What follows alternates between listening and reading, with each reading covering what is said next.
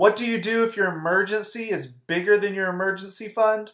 I'm answering that this week in FAQ Friday. So if you're still paying off debt, there's a good chance that your rainy day fund is smaller than what you're comfortable with. Now let's say you have an emergency pop up, like your car needs repair or your AC goes out, and the price tag is a lot bigger than what you have in savings. What do you do? The last thing I'm going to tell you to do is to put it on a credit card or take out a loan to pay off the emergency. We don't want to go into more debt. Best thing you can do is scrounge up as much money as possible. Try and find some extra jobs that you can do immediately that can bring in cash fast. This could be mowing lawns in your neighborhood or walking dogs or pet sitting. You could sign up to drive for Uber or work for Instacart, the new grocery store shopping program that you can shop for people and get paid to do so. These things you can sign up for and be hired within a week and start making money right away. Also, don't be afraid to start selling some stuff. Have a garage sale. Clean out closets, other rooms, see what you have that you're not using, throw it on eBay, Craigslist, or on your driveway, and see what you can sell to get some cash in.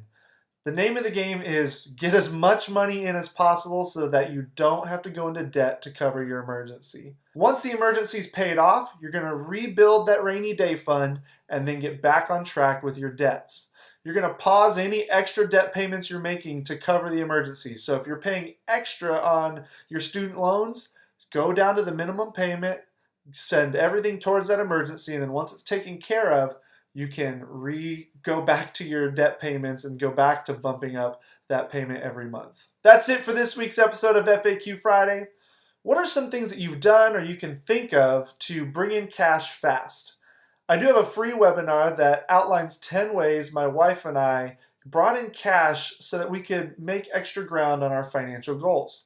If you want to see those things as I outline them in the webinar, there's a link in the show notes above, as well as a free PDF that has 10 more things that you could do to bring in cash.